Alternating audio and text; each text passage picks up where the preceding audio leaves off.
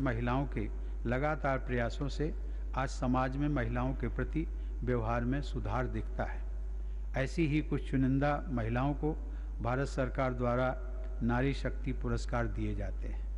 उन सभी के विशिष्ट योगदान की सराहना करते हुए मैं महाराष्ट्र की सिंधु ताई सपकाल जो अभी आई थी, हम सब लोगों ने उनको पुरस्कृत किया है, के कार्यों के बारे में आप सब लोग जानते होंगे, लेकिन जो मुझे कुछ जानकारियां मिली उन सबको मैं शेयर करना चाहूँगा।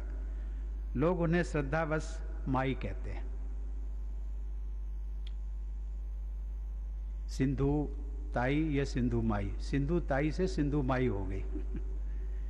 और बताया गया है कि उन्होंने अभी तक लगभग 1400 बच्चों का लालन पालन किया।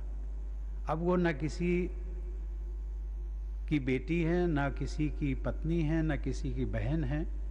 और एक सबसे बड़ी दर्दनाक जिसको मैं कहता हूँ कि जब उनके पति ने उनको घर से निकाल दिया था, गुमराह होकर के, खुद गुमराह हो गए थे, तो रात्रि में अपनी बेटी को लेकर के शमशान में सोती थी।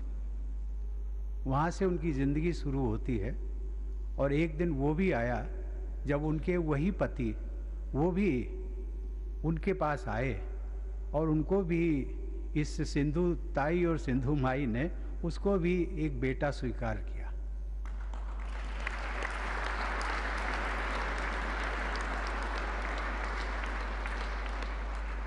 इससे एक बात समझ में आती है कि माँ का दिल कितना बड़ा होता है। परिवार का कोई भी सदस्य हो, कोई भी हो, लेकिन माँ माँ होती है। और हर स्त्री का जो दिल होता है वो माँ जैसा होता है।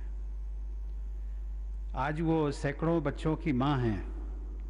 बेटी होने के नाते उन्हें भी कुछ असमानताओं का सामना करना पड़ा, लेकिन अपनी स्वयं की बेटी के साथ असमानता का व्यवहार न हो, इसलिए उन्होंने घर बार भी छोड़ा, यहाँ तक कि भीख में मांगी।